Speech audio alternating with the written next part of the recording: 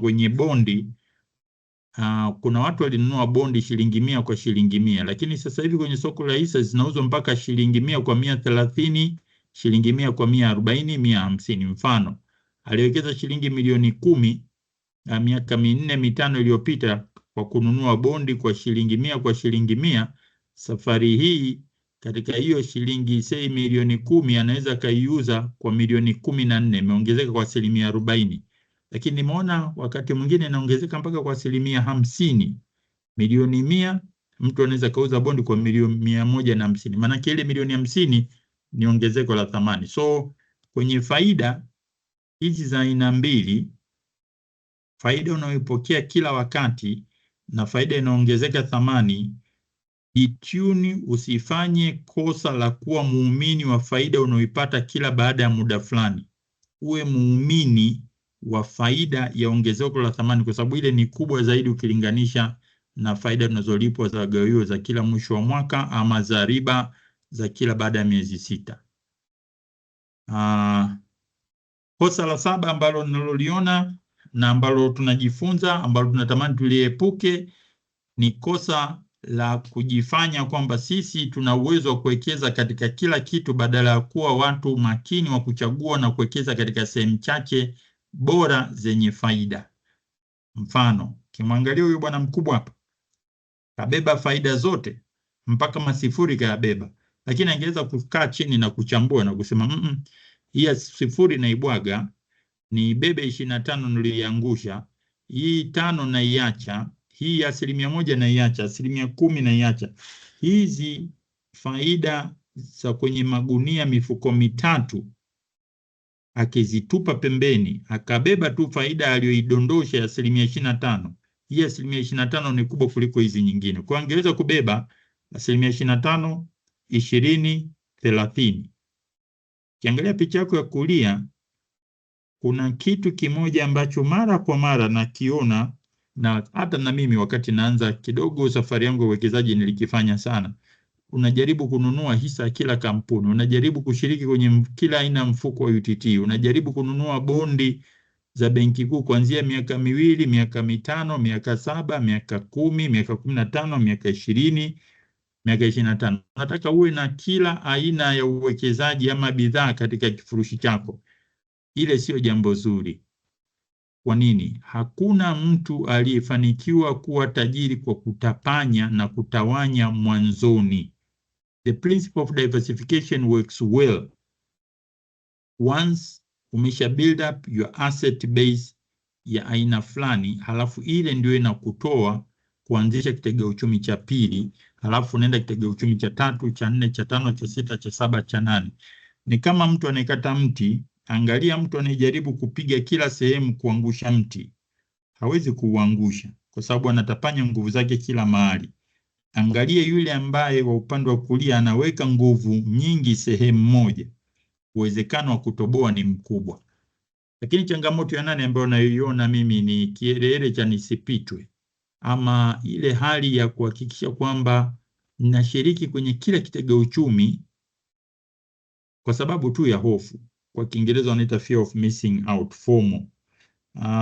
Vichache vyenye faida ni bora kuliko kuwa na ufahari wa vitu vingi sana vyenye faida ndogo ama ambavyo havina faida. Kwa hiyo kupitwa na kitega uchumi ni jambo la kawaida. Wametangaza hiki, sawa, sina pesa, unakiacha. Wametangaza hiki, sawa, sina akilipi kama ninavyotarajia, unakiacha. Lakini wawekezaji wengi ninaona kila tangazo linapotoka la kitega uchumi, kila mtu anataka ashiriki. Hakuna ubaya kama una resources, lakini sio jambo zuri na sio jambo bora, kwa sababu kwa Kiingereza wanasema jack of all trades is a master of none. Mtu anayependa kufanya kila kitu sio mtaalamu wa kitu chochote. Kwa hiyo ni vizuri kuwa selective, kuwa makini, kuchagua, na wakati mwingine kukubali kupitwa na baadhi ya fursa ambazo hazijakidhi vigezo vyako. Jambo la 9 ni kupenda na kung'ang'ania kisicholipa. Kosa kubwa na mojawapo naloliona ni mtu anang'ang'ania hisa ambayo ina hasara, na mimi wasielewagi kwa nini. watu, pamoja na kwamba kampuni imetangaza hasara, lakini watu wanapanga foleni kwenda kununua hisa. Ni jambo zuri kwao, lakini ni jambo la huzuni kama hawajui ukweli. Wakati mwingine unaweza kukuta biashara ya namna fulani haifanyi vizuri, lakini mtu anaona bora ni iwe kwenye biashara nipate tu ile heshima na hadhi kuliko kukiachia kitu ambacho kinampa hasara. Jambo la msingi hapa, kama una mali na rasilimali, tofautisha kati ya mali na rasilimali. Mali ni kitu cha thamani, lakini sio lazima kikupe faida. Gari ni kitu cha thamani, lakini halizalishi. Gari hilo hilo linaweza kuwa rasilimali ikiwa litabeba abiria na kukupa faida. Nyumba ni mali, ni kitu cha thamani, lakini nyumba hiyo hiyo ukiipangisha inaweza ikakupa pesa, na hivyo nyumba ikatoka kuwa mali kuwa rasilimali. Kwa hiyo tujitahidi kupunguza ama kuondoa kosa la kuwa na vitega uchumi vingi ambavyo havilipi. Kosa la 10 ni kuzingatia zaidi bei na hisia kuliko mambo ya msingi. Kama tungeongea lugha ya Kiingereza, ni utaona watu wengi sana kwenye soko la hisa, kwenye vipande, kwenye bondi, tunaongelea bei. Imepanda, imeshuka, bei imekwaje, bei ya wastani. Halafu baada hapo zinakuja hisia. Hisia, jamani, hiki kitu kizuri, hiki kitu kibaya, hiki kitu kitaanguka, hiki kitu nakipenda, hiki kitu sikipende. Msingi wa nyumba ya uwekezaji unajengwa kwenye bei na hisia badala ya kujengwa kwenye mambo ya msingi tunayoita fundamental. Kama vile, je, hii kampuni ina uongozi mzuri? Ina faida? Bidhaa zake zina wateja? Wana wateja wengi? Wana uwezo kuongeza bei bila kupoteza wateja? Wamejipangaje kimkakati? Wana mikopo? Wana ufanisi? Wanatumia teknolojia? Vile vitu vya msingi wawekezaji wengi tunakuwa tuviangalii sana kwa makini, tunajikita zaidi kwenye bei na hisia. Hili ni kosa na linaweza kutuingiza pabaya, kwa sababu sisi wote binadamu, wote tuna hisia. Hisia mara nyingi inatusukuma kwenye kufanya uamuzi. Mtu asipokuwa na hisia njema, akiwa na mtazamo chanya, anaweza kufanya jambo ambalo sio lililotarajiwa. Kwa hiyo tujibadilishe kidogo kwa kuzingatia zaidi mambo ya msingi kuliko kuangalia mambo ya hisia pamoja na bei. Leo hii tukisikia bei ya CRDB imeshuka, watu wote tunakimbia, hatutaki kununua. Tukisikia bei ya CRDB inapanda, watu wote tunaanza tena kukimbizana kununua. To control hisia. Bei ikishuka haimaanishi kampuni imeshindwa kupata faida. Inawezekana kampuni bado inatengeneza faida, kwa hiyo endelea kununua kwa sababu unanunua kitu chenye faida kwa bei ndogo. NMB kadhalika, bei inapanda, jambo zuri. Bei ikipanda na kama tunaona kuna uhakika wa kupata share split, there is nothing wrong kununua. Usiende kiushabiki kwa hisia zaidi, angalia mambo ya msingi. So kabla sijaenda jambo la 11, kwa sababu tuko kwenye kipindi cha mchezo wa mpira wa kombe la dunia, nilitamani kujua kama bado huko upande wa rasilimali nasikika pamoja na wasikilizaji. Nasikika? Unasikika mwalimu. Karibu, endelea. Kuna kitu kimoja tunafikiri namba 6 ile haijaeleweka vizuri, kama unaweza kurudia tena. Sawa, maswali yote nitachukua mwishoni. Not your question. Alafu nitatoa nafasi pale mwishoni. Tutaulizana na mambo yote yatakwenda vizuri tu. So, kosa la 11 ambalo mimi binafsi nimelifanya na ninaliona likiendelea kufanywa na watu wengine, utafikiria nimewarithisha yale makosa, lakini nafikiri ni hali ya ubinadamu. Ni ushabiki, fanatism. Ukiangalia upande wako kushoto kuna klabu ya mpira ya Simba na Yanga. Kuna Messi na kuna Ronaldo. Unaweza ukakuta mtu mmoja yuko completely biased. Mimi sitonunua hisa za NMB, mimi ni CRDB. Ama akasema mimi sitonunua hisa za CRDB, mimi ni NMB tu. Yani hataki kusikia upande wa pili. Ama mwingine kwamba mimi niko Tanga, sitaki Twiga. Ama mwingine anakuambia mimi nitawekeza kwenye benki tu. Habari ya viwanda sitaki, na makampuni mengine yanayotoa huduma. Mwingine anakuambia mimi kwenye bondi, mimi nitanunua bondi tu za benki kuu, bondi za makampuni binafsi sizitaki. Mwingine anakuambia mimi ninaingiza pesa kwenye mashamba na majengo ya kupangisha, sitaki kabisa mambo ya hisa. Sasa kule kukosa flexibility na kuwa na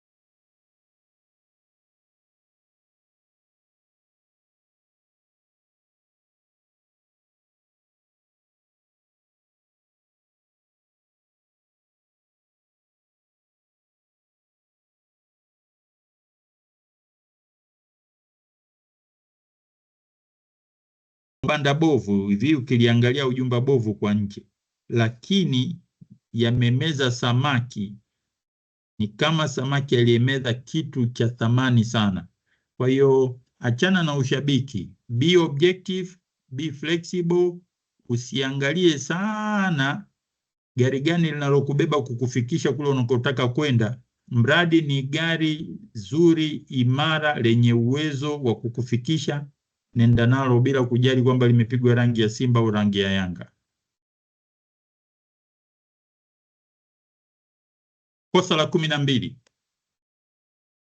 ni kupuuza mwenendo wa uchumi, masuala ya kodi na uongozi.